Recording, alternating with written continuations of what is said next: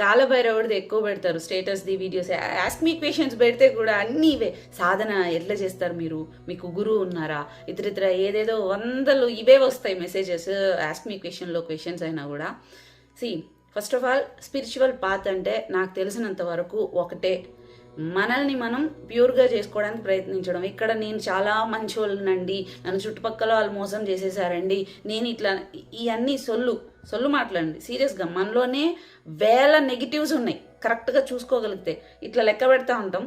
ఇట్లా అని వచ్చేసరికి నిజంగా ఇట్లా అని చూసుకొని ఎవరైతే మనల్ని కరెక్ట్ చేసుకుంటూ ఉండడానికి ప్రయత్నిస్తామో వాళ్ళకి స్పిరిచువల్ పాత్లో వాళ్ళు కరెక్ట్గా ఉన్నట్లు. అంతేగాని నేను పూజలు చేసినా, వ్రతాలు చేసినా, భజనలు చేసినా, సాధనలు చేసినా కానీ వీళ్ళందరూ తప్పులు చేస్తున్నారు, నేను ఒక్కటే మంచిదాన్ని మంచివాడిని అంటే అది స్పిరిచువల్ కిందకి రాదు.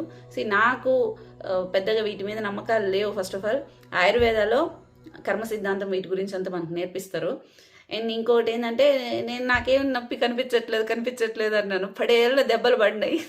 దెబ్బ ఎక్స్పీరియన్స్ చేశాక కనిపిస్తుంది. సో నేను చేస్తున్న సర్వీస్కి అవతల ప్యూరిటీ ఎంతవరకు ఉంది, నిజం అవతల ఎంతవరకు ఉందని తెలియడానికి నాకు కొంచెం సబ్కాన్షియస్ మెమరీ నాకు యాక్టివేట్ ఉండాలి. అండ్ నేనున్నది హీల్ చేసే ప్రొఫెషన్లో కాబట్టి శారీరకంగా వచ్చే ఇబ్బందులకి నాకు అవుతుంది, టెస్టుల్లో తెలిసిపోద్ది. మానసికంగా వచ్చే సమస్యలకి ఏ టెస్టులు ఉండవు. ఈ పక్కన చుట్టుపక్కల ఉండే వాళ్ళు మంత్రాలు, తంత్రాలు, యంత్రాలు అని చెప్పి, చేతబడులు అని చెప్పి భయపెట్టి వీళ్ళని ఇంకా నాశనం చేసే దాంట్లోనే ఉన్నారు. అలాంటి వాళ్ళని హీల్ చేయాలంటే నాలో ఎంతో కొంత ప్యూరిటీ అనేది ఉండాలి, ఆ ఎనర్జీ లెవెల్స్ అనేది ఉండాలి. సో నేను దానికోసం సాధన లాంటివి చేస్తాను. అండ్ నాకు ఏ గురువు లేడు.